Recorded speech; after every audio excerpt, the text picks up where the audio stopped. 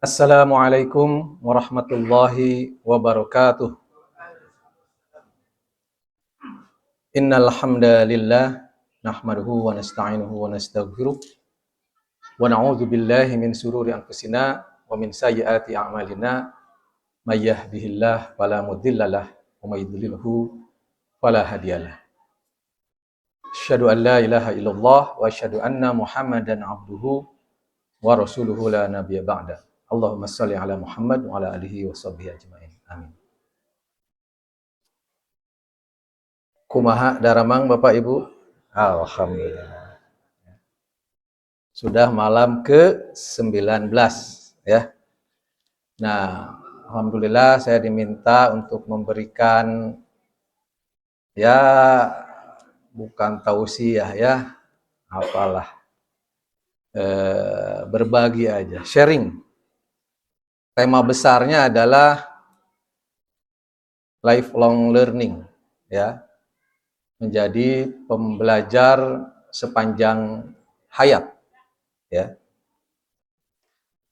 Nah, ini sebetulnya lifelong learning ini istilah kekiniannya gitu ya. Di dalam Islam sendiri lifelong learning atau belajar sepanjang hayat itu ada dalam perintahnya. Ya, utlubul ilmi minal mahdi ilal lahdi. Tuntutlah ilmu mulai dari buayan ya sampai ke liang lahat. Gitu. Nah, ini semakin relevan saat ini karena walaupun sekarang ada istilahnya otak kedua ya, second brain yang kita sebut artificial intelligence ya, yang konon katanya kecerdasannya sudah bisa melebihi rata-rata IQ orang Indonesia ya. Orang Indonesia IQ-nya berapa? Konon katanya 78. Waduh. Luar biasa ini ya. 78 itu hampir ya. Kalau orang psikolog itu 78 itu kalau di tempat kerja kayaknya nggak keterima itu ya. Rata 100 lah minimal ya. 100 sampai 110 lah. Ya. Kalau 78 ini aduh. Tapi nggak tahu kenapa ya, memang itulah datanya. Nah, yang jelas Bapak-bapak dan Ibu sekalian, ini menjadi PR kita semua sebagai kaum muslimin. Values atau nilai-nilai ajaran agama kita sebetulnya sangat mendukung orang untuk belajar sepanjang hayat. Bahkan kitab sucinya saja judulnya apa? Al-Quran. Bacaan. Nah, faktanya kita ya, Indonesia terutama yang majority muslim saat ini peringkat ke-112 dalam indeks pengembangan manusia atau Human Development Index ya. Jadi kalau taruhlah biar gampang hitungnya 200 gitu ya, berarti rata tengahnya tuh, nilai tengahnya kan mediannya itu 100. Kita ke 112 ranking nate ya. Jadi di bawah rata-rata kita nih. Ya. Ya, faktanya juga kan 3 ya dinilai dalam indeks pengembangan manusia itu. Yang pertama pendidikan, yang kedua kesehatan dan ekonomi. Ya. Income per kapita kalau ekonomi. Kalau kesehatan itu life expectancy, angka harapan hidup ya. Dan pendidikan. Nah, pendidikan itu adalah berapa lama waktu kita, rata-rata orang Indonesia ya, menghabiskan pendidikan formalnya. Nah, rata-rata berapa? 9 tahun. Jadi rata-rata di urang teh SDM nate lulusan SMP. ya. Jadi ya kelihatannya sih masuk akal juga IQ-nya 78 ya. Nggak tahu lah ya. Nah yang jelas, Bapak dan Ibu sekalian, itu tema besarnya ya, lifelong learning. Nah tema kecilnya adalah kita judulnya adab sebelum ilmu. Mengapa akhlak lebih utama daripada kecerdasan? Nah, hari ini kita hidup di zaman luar biasa ya. Artificial intelligence bisa menjawab semua pertanyaan, bahkan dalam hitungan mikrodetik ya. Google punya jutaan data. Media sosial kita lihat penuh dengan orang pintar. Tapi mengapa semakin banyak orang pintar justru semakin banyak perdebatan, pertengkaran, dan juga mengapa semakin tinggi pendidikan seseorang tidak otomatis membuatnya semakin lembut. Karena ternyata pintar tidak sama dengan beradab. Nah, apa itu adab? Para ulama dahulu sudah mengingatkan kita. Imam Malik ya pernah berkata, pelajarilah adab sebelum engkau mempelajari ilmu. Ya. Bahkan konon katanya Imam Malik itu 16 tahun belajar adab, baru 4 tahun belajar ilmu katanya, gitu ya. Nah, apa itu adab? Adab itu cara kita bersikap ya kepada Allah, cara kita bersikap kepada Rasul, cara kita bersikap kepada guru-guru kita, cara kita bersikap kepada ilmu, dan cara kita bersikap kepada sesama manusia. Jadi intinya attitude lah ya. Jadi kalau dalam pengembangan SDM itu ada yang disebut dengan kompetensi. Ya. Kompetensi itu kan 3 aspek aja, knowledge, skill, dan attitude. Ya, attitude itu adalah sikap, gitu. Nah, biasanya SDM yang terlatih, ya, Human Resource Development Head Division, itu biasanya utamanya nomor 1 itu bukan kecerdasan, tapi attitude. Gitu. Kenapa? Ya karena bayangkan Bapak dan Ibu punya seorang karyawan yang attitude-nya bermasalah. Ya. Kan biasanya fit and proper ya, ada istilah fit and proper. Fit itu jujur, integritas. Proper itu adalah kompeten, mampu. Gitu. Bayangkan kalau kita punya karyawan kompeten, tapi integritasnya bermasalah. Kira-kira apa yang terjadi? Korupsi. Ya, korupsi. Walaupun begitu pula sebaliknya, gitu ya. Ya, bagus sih, baik akhlaknya gitu ya. Tapi kurang bisa. Nah, ya. Kodob gitu ya. Nah, itu juga bermasalah gitu. Tapi biasanya kalau mau memilih pasti nomor 1 attitude dulu. Karena kalau attitude-nya baik, masalah ilmu mah bisa dilatih, bisa di-training gitu.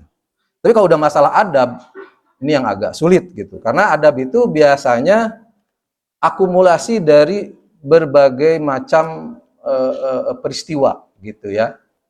Makanya sekarang itu Bapak dan Ibu sekalian, di dalam pendidikan dasar itu mengutamakan bukan kecerdasan intelektual, tapi kecerdasan emosional. Gitu. Bahkan ya di Finlandia itu negara dengan kualitas pendidikan nomor 1 di dunia.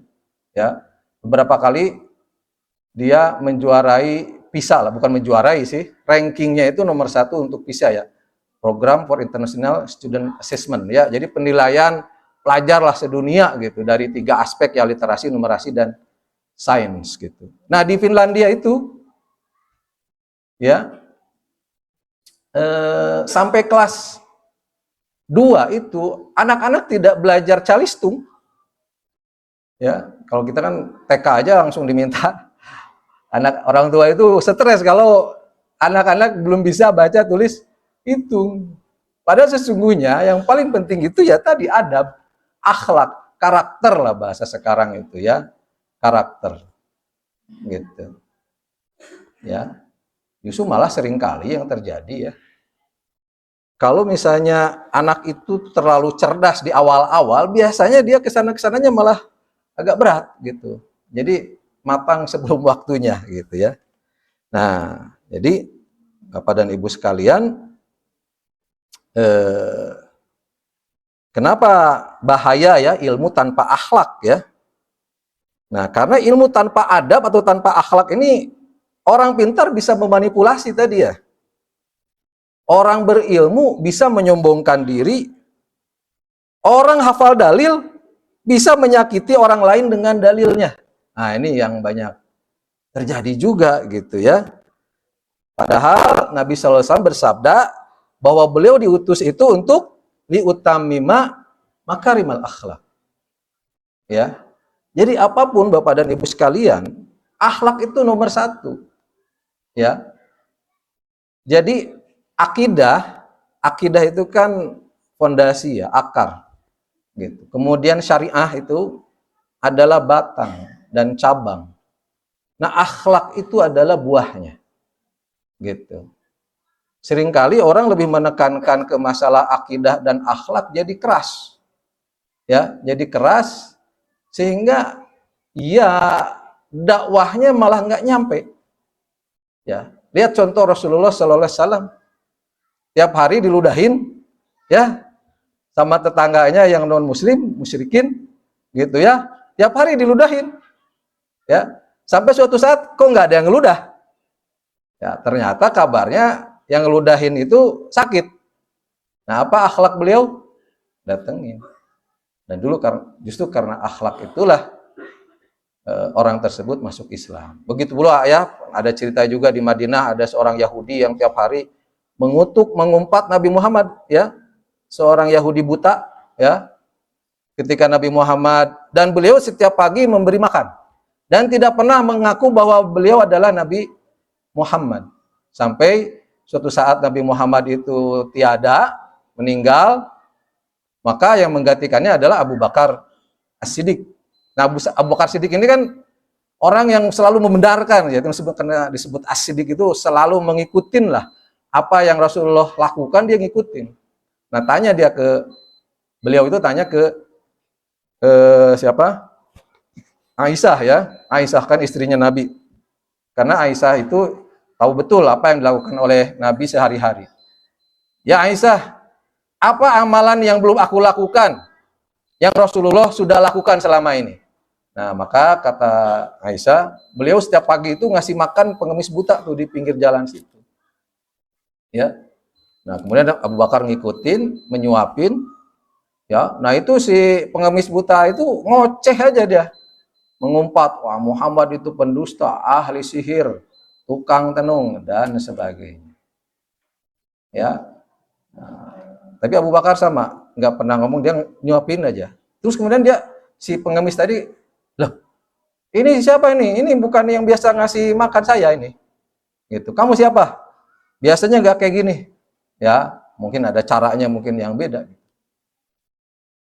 Kemudian Abu Bakar menangis, mengatakan kepada pengemis Yahudi itu, ya, yang buta itu, bahwa orang yang kau umpat, yang kau hina, yang kau rendahkan, itu adalah orang yang setiap hari memberi makan kepadamu. Beliau adalah Muhammad Sallallahu Alaihi Wasallam. Gitu. Sampai akhirnya ya Yahudi tersebut masuk Islam. Nah, demikianlah Bapak dan Ibu sekalian ya. Jadi long life learner, kita mulai dari adab. Kalau kita ingin menjadi pembelajar sepanjang hayat, maka yang pertama harus kita lakukan luruskan niat ya, akhlak kita kepada Allah. Bahwa apa yang kita lakukan ini benar-benar lillah ya. Belajar bukan untuk pamer tetapi untuk memperbaiki diri kita. Yang kedua, hormati guru. Ya. Ilmu itu kan seperti air, dia akan mengalir dari yang tinggi kepada yang rendah. Nah, kalau kita merasa lebih tinggi, kita nggak akan dapat ilmu. Kita harus merendahkan diri kita supaya ilmu itu turun. Ya, hormati guru. Dan yang ketiga, jangan pernah merasa cukup. Ya, orang yang merasa sudah tahu segalanya, dia malah berhenti bertumbuh. Ya, ada istilahnya fixed mindset, growth mindset ya, mindset yang tetap dan mindset yang bertumbuh. Nah, kita harusnya mempunyai pola pikir atau mentalitas growth mindset, ya, terbuka terhadap ide-ide baru, komentar-komentar baru, pendapat-pendapat baru. Karena pikiran itu seperti parasut, dia berfungsi kalau terbuka, gitu ya. Kalau kita belum apa-apa sudah ngeblok, ya kita malah nggak dapat ilmu. Ya, nah adab membuat ilmu menjadi berkah, tanpa adab ilmu menjadi musibah. Ya. Jamaah yang dimuliakan Allah, Ramadan adalah madrasah akhlak. Dia adalah syahrut tarbiyah, bulan pendidikan. Nah, kita menahan lapar bukan sekedar menahan makan, tapi menahan juga amarah dan ego kita. Menahan kesombongan kita. Kalau setelah Ramadan ini kita lebih lembut, lebih sabar, lebih rendah hati, maka itulah tanda ilmu kita mulai bercahaya. Ingat, ilmu itu adalah cahaya, dan cahaya hanya masuk ke hati yang beradab. Semoga Allah Subhanahu wa taala menjadikan kita pembelajar sejati yang ilmunya bertambah dan akhlaknya semakin indah. Amin ya Allah ya rabbal alamin. Wassalamualaikum warahmatullahi wabarakatuh.